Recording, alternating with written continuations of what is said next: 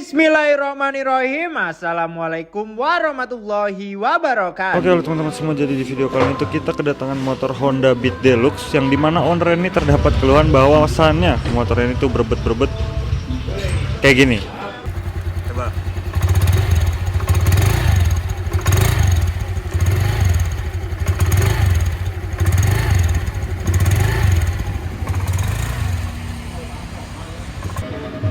Nah, jadi sebenarnya tuh penyakit Beat Deluxe berebet-berebet ini tuh kenapa, Dang? Apa? Penyakit Beat Deluxe ini tuh berebet-berebet bakar. dari bahan bakar. Dari bahan bakarnya, Mas. Kenapa bahan bakarnya? Nah, ini harus pakai paling tinggi biasanya. Kalau pakai pertalit di rata-rata Biteluk ini berbet dia tuh bawahnya. Sebenarnya masalah itu simple karena memang si Beat Deluxe ini tuh harus menggunakan oktan yang tinggi. Kalau dipakai Pertalite tuh kemungkinan besar tuh motor kalian bakal kayak berebet-berebet di awal, guys. Iya, biasanya. Kalau udah panas dia normal, berarti masih wajar itu berebetnya. Kecuali kalau masih dingin berebet, udah panas masih berebet. Harus dilakukan Remap dyno biar biar kelihatan minus-minusnya tuh di mana kayak gitu. Nah, ini pertama tuh kita scan aja dulu angka awalnya pasti. Nah, ini terbaca tidak ada kode kerusakan, terus sejarah kerusakannya juga tidak ada karena emang motor tuh masih bagus juga, guys. Kita bakal ngecek si data sistemnya terlebih dahulu. Nah, jadi tuh Beat Deluxe ini memang tidak bisa menggunakan oktan yang rendah kayak Pertalite dan sebagainya. Dia tuh minimal tuh Pertamax supaya emang cocoknya Pertamax lah motor ini tuh. Nah, ini kita lagi ngecek si sensor TPS-nya dulu, dan sensor TPS-nya normal, konstan angkanya bagus. Oke, sekarang secara keseluruhan tuh bodi udah kebongkar. Di sini kita bakal melakukan pengecekan pada si area perinjeksiannya terlebih dahulu, guys. Kita lihat throttle body dan intake-nya, kita lihat apakah burik atau enggak. Kita nggak tahu. Kadang yang dari luar mulus, dalamnya tuh belum tentu burik. Itu, guys. Jadi nanti bakal lakukan pengecekan terlebih dahulu pada si throttle body dan juga injektor dan juga intake-nya. Serta pokoknya filter udara kita cek juga nantinya, oke? Nah, sebelumnya di sini kita lakukan pengecekan pada tekanan full pumpnya dulu. Ya normal lah, pasti normal.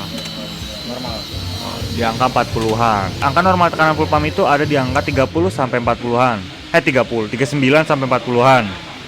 Nah, kalau seandainya jauh di bawah dari angka 39 atau 40-an, atau mungkin lebih tinggi daripada angka 39 atau 40-an, tuh kemungkinan besar tuh motor kalian bisa berebet, bahkan bisa nggak langsam dan lain sebagainya. Banyak lah pokoknya, nggak normal lah pokoknya motor kalian tuh. Lanjut kita lakukan pencopotan pada soket-soketnya terlebih dahulu. Untuk soket di daerah throttle body itu ada 3, ada soket injektor, soket ISC, dan soket TPS. ISC bener ya? Bisa IACP bisa. Apa? IACP bisa, ISC bisa namanya itu. Lemnya tuh bener-bener masih nempel, masih nyatu. Biasanya kalau udah pernah dibongkar tuh lemnya udah patah, guys. TUC-nya lah.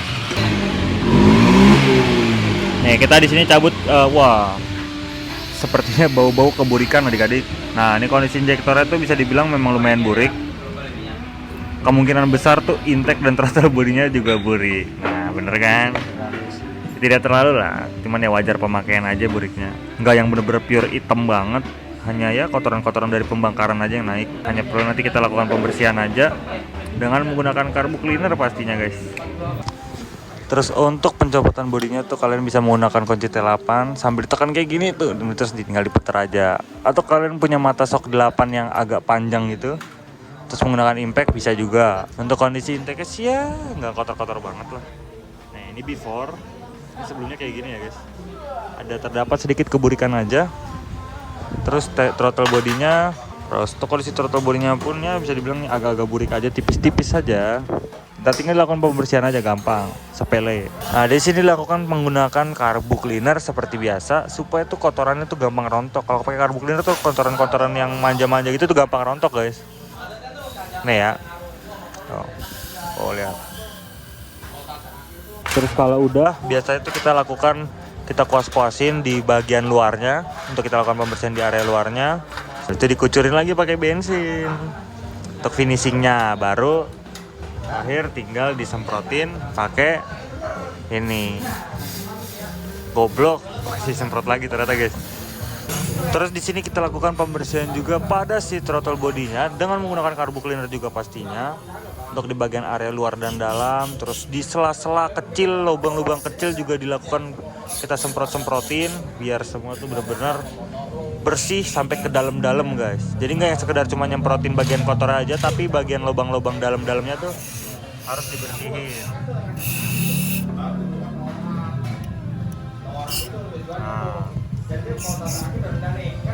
Nah, kayak gitu guys. Nah, untuk hasil pembersihannya tuh kurang lebih kayak gini. Tuh, lihat beda kan guys. Perbedaannya tuh kelihatan banget jauh. Udah kembali mulus luar dalam, udah bersih semua. Terus kita lihat kondisi throttle bodinya.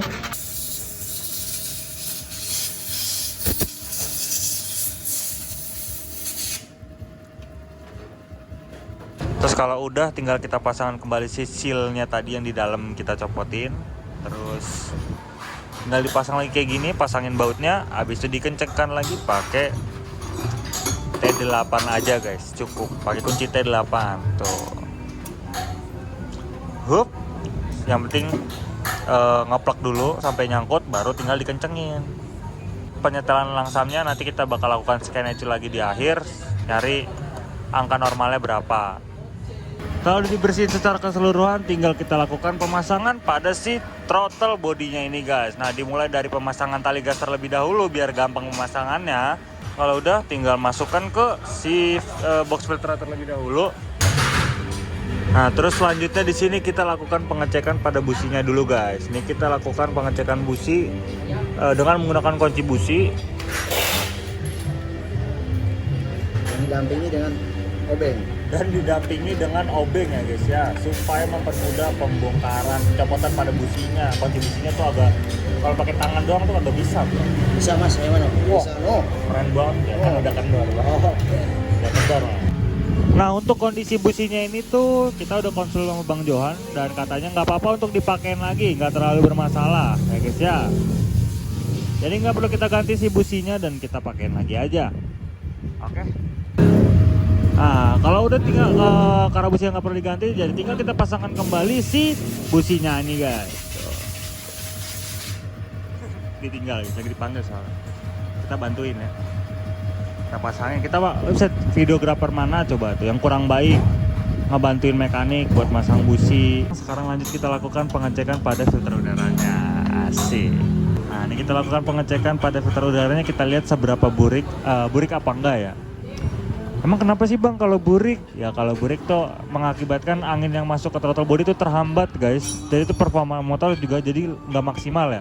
Terus kok bisa burik ya? Wajar pemakaian aja. Namanya juga kan dia menghisap. Kayak kipas aja lah. Kalau kalian lihat kipas kan, kipas habis kalian bersihin sebulan kemudian juga langsung burik lagi kalau kalian pakai terus. Ya kayak gitu aja sistemnya. Iya, padahal di ruangan tertutup. Ya aja tertutup aja bisa kotor tuh. Sama kayak kipas aja. Dan untuk kondisi nggak terlalu buruk sih ya. Untuk kondisi si ininya filter udaranya tuh kondisinya masih ya 50-50 sih. Dibilang kotor iya, tapi nggak kotor-kotor banget. Masih bisa dipakai. Jadi untuk si filter udaranya ini nggak perlu kita lakukan pergantian, hanya perlu kita semprot aja karena memang tidak terlalu burik ya adik-adik. Kecuali yang benar-benar sampai hitam bahkan sampai ada oli-olinya tuh baru harus dilakukan pergantian. Terus karena masih bersih ya, tinggal tadi udah dibersihin, tinggal kita pasangkan kembali si filter udaranya. Kita mah bukan bengkel asal ganti kok guys, tenang aja. Kita tuh yang selagi masih bisa dipakai tuh ya kita pakein lagi, kecuali memang harus diganti, baru diganti ya nggak? Orangnya nggak boleh nanti aja. Ya, juga. Ikutin orangnya. Seandainya memang barang rusak nih, terus orangnya ngerasa kayak meminimalisir budget, terus pengen bang dipakein lagi aja kali bang, ya udah kita ikutin kemauan ownernya aja. Tapi dengan catatan kalau seandainya ke depan tiba-tiba muncul masalah dari yang diakibatkan dari hal itu yang nggak diganti itu, ya resiko gitu guys.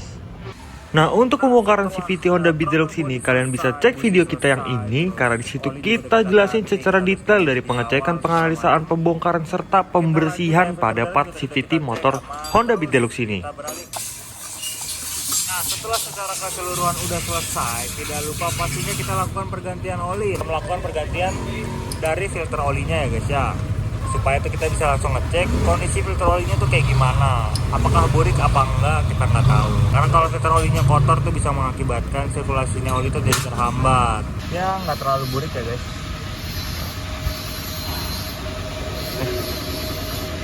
Nah, untuk kondisi filter olinya ini nggak terlalu burik, tidak hanya perlu kita lakukan pembersihan sedikit aja pada si filter olinya ini.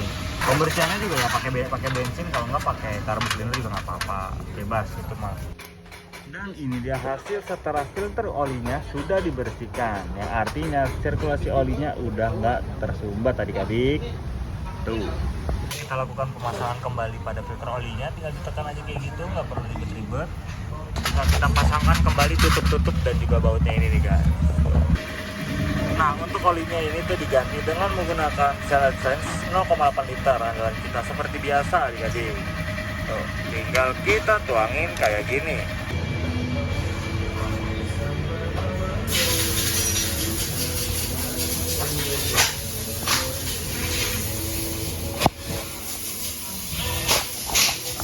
Nah, terus biasanya tuh abis di cek-cek segala macam nih, coket-coket abis dicabut segala macam, tiba-tiba bingung kok cek engine-nya nyala. Nah, itu gimana nih Dang solusinya Dang, dan kenapa bisa nyala? Jadi di kita itu harus dilakukan yang namanya scanning ECU nih, biar tuh tahu ada kerusakan apakah atau si injeksi ini kenapa bisa nyala. Nih fungsinya scan ECU tuh gini guys. Nih, kita membaca kode kerusakan. Nggak ada kerusakan, sejarahnya. Nah, dan injektor. Tinggal kita hapus aja. Itu cuma sejarah kerusakan ya. Hapus. Tuh, langsung hilang sejarah kerusakannya guys. Nih ya, sensor TPS-nya kita langsung cek ya. Jadi buat kalian nih yang bilang kayak TPS-nya emang nggak apa-apa bang, TPS digituin emang nggak error bang. Nih, kita lihat, langsung kita buktiin sekarang dengan alat kita, nggak cuma sekedar nerka-nerka.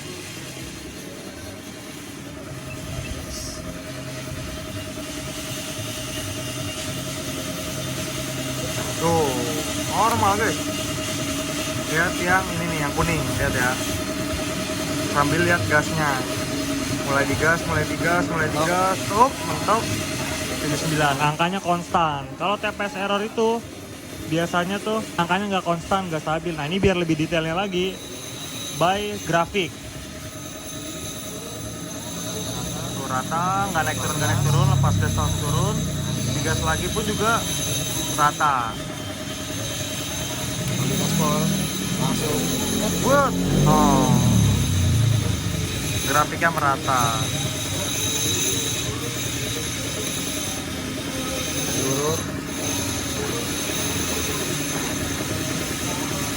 Oh, normal guys. Kita reset ECU dulu. Set kontak off dalam 10 detik. Matiin 1, 2, 3, 200.